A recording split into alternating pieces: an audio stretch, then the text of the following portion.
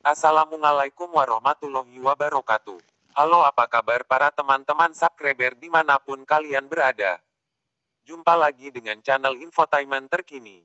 Channel yang selalu memberikan kabar terbaru dari para militer Indonesia dan dunia.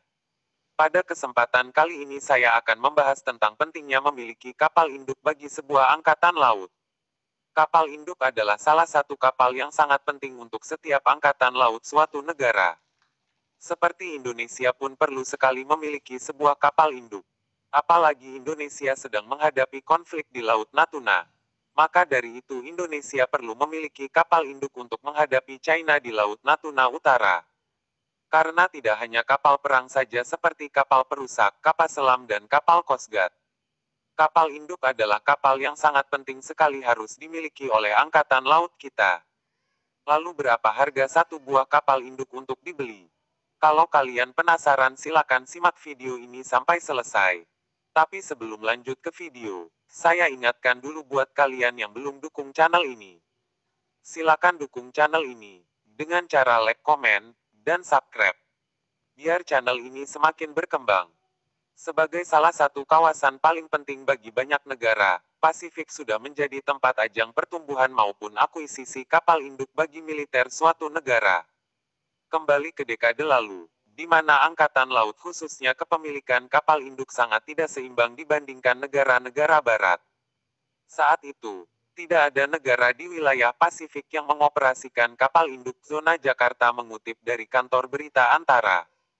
Dan saat ini, perairan di Pasifik telah dipenuhi oleh kapal induk, setidaknya ada 4 angkatan laut di wilayah ini yang mengoperasikannya. Termasuk China, Australia, Korea Selatan, dan Jepang. Bahkan India memiliki satu unit dan satu lagi sedang dalam tahap pengembangan. Alasan mereka berupaya membangun kapal induk. Meningkatnya ketegangan di Pasifik yang dipicu dari agresi China adalah faktor utama negara-negara sekitar membangun kekuatan kapal induk di kawasan Asia Pasifik, lapor Antara. Adanya sengketa wilayah seperti di Laut Cina Selatan dan Laut China Timur telah mendorong kekuatan militer di sana untuk meningkatkan kemampuannya guna mengamankan klaim masing-masing wilayahnya. Karena sifat geografis Pasifik, yaitu wilayah yang dipisahkan oleh sejumlah besar air, menekankan betapa pentingnya kekuatan dari angkatan laut. Untuk memastikan kekuatannya tidak tertandingi, kapal induk selalu menjadi puncak dari kekuatan sebuah angkatan bersenjata suatu negara. Kemampuan mereka untuk melakukan serangan menggunakan pesawat tempur maupun helikopter adalah bukti dari kekuatan utama kapal induk. Ditambah dengan daya bertahannya untuk melindungi dari serang udara terhadap armada yang beroperasi dengan mereka. Konflik di Asia Pasifik. Melihat konteks Asia Pasifik, terlihat jelas bahwa angkatan laut di kawasan itu berlomba-lomba membuat kapal induk terkuat. China misalnya, berambisi menjadi kekuatan laut utama di Pasifik dan akhirnya berhadapan langsung dengan armada Pasifik AS, zona Jakarta melansir Antara. Tanpa adanya kapal induk, pasukan China tidak memiliki kesempatan menghadapi angkatan laut AS di sana yang mengerahkan hingga 3 kapal induk.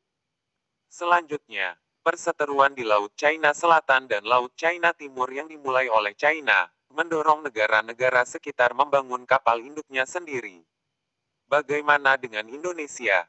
Dengan perairan Pasifik yang semakin padat dengan kehadiran kapal induk, bagaimana tanggapan angkatan laut kecil hingga menengah seperti Indonesia? Untuk saat ini, berlomba mengejar negara-negara besar tersebut tampaknya bukan pilihan prioritas bagi Indonesia. Namun mengingat kisruh yang terjadi, seperti di kawasan Laut China Selatan saat ini, kebutuhan akan kapal induk tidak bisa diabaikan begitu saja. Meskipun Indonesia bukan negara penuntut dalam sengketa di Laut China Selatan, masuknya China ke kawasan zona ekonomi eksklusif, ZEE, Indonesia di Laut Natuna harus selalu menjadi perhatian.